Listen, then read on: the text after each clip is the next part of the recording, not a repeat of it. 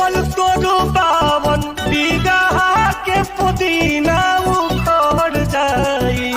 वाह वाह का गाना गइले बा। उखड़ जो के लोग उम्मीद बा कि अच्छा होल और ये वीडियो का मकसद बा हंसे और हंसावे खातिर दिल दिमाग पे सीरियस में ना रहे खातिर। तो आज के वीडियो में बहुत मजा आ रहा तो देखम एंड तक। बोल तोरो बावन बीघा के पुदीना उखड़ जाई। वाह वाह का गाना गइले बा। उखड़ जो के झटिया आवाज दे दी।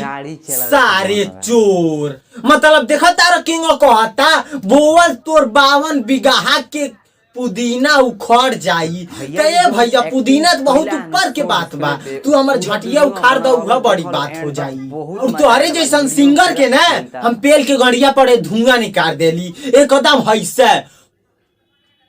या जादोजी के लाठी देह पफड़ जाई, गर्दा कुल्ही झड़ जाई हो। अब देख भाईवा हमारे देह तो गर्दा नाई बा, लेकिन हमके लगता तोरे गाड़ी में खुजली बहुत हो गईल बा। अब निहुरा के मार दी तो खुजली उतार दी। अब देखा भाई लोग, अब जेके लगता कि जातिवादी गाना गा के बहुत अच्छा कइले बा तो वीडियो छोड़ के जा सकेला। और जेके लगता कि बहुत गलत कइले बा तो शुरू शाम तक देखा लोग बहुत मजा आई।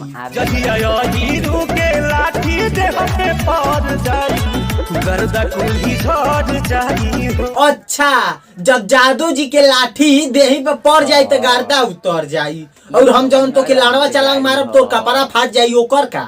सारा गानी में डाल के बांस खियावे लगब घास दिमाग हरियर हो जाई। हीरो के लाठी देह पे पड़ जाई, गर्दा कुल्ही झड़ जाई हो। चल ठीक बा हम मान लेहनी कि हीरो के लाठी देही पे पड़ जाई तो गर्दा सब झड़ जाई। लेकिन अगर कोनो अपन बंदूक तोर गड़िया सटा के मार देला तब तो तोर गड़िया में 2 छेद हो जाई जौन की ये थे पहले ही से बा।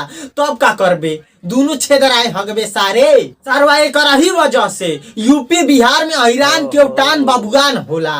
देख ला हीरो के लाठी देह पे पड़ जाई, गर्दा कुल्ही झड़ जाई हो। ए टुनटुन भैया तो हसे हम अब एक का बात कहब पेलब दुबरा जइबो निहुर के चले लगबा कुबरा जइबो बात सारी। वो गाना है वो उठा के गाया तो उसको बोलते हैं डकैती का भैया। ये डायरेक्ट सामने से लेकर गया हूँ। हम जब भी करते हैं तो डकैती करते हैं, चोरी नहीं करते हैं किसी को। हाँ बहुत अच्छा करते हैं। एक कलाकार का यही तो पहचान होता है। सारा बिलारी जैसन चश्मा लगा ले बाड़ा मुँह गब दे पेली दे बब्बे जदुवंशी के नहीं इतिहास जानता रे। अरे सारे तोरे जैसन जदुवंशी के हम बहुत अच्छी तरह से इतिहास जानतानी। जैसे कि दूसरे गाना चोरावल, जातिवाद फैलावल, बिलारा जैसन चश्मा लगावल, गान मारावल, ऐसा इतिहास खाली तोरे जैसन जदुवंशी के हो।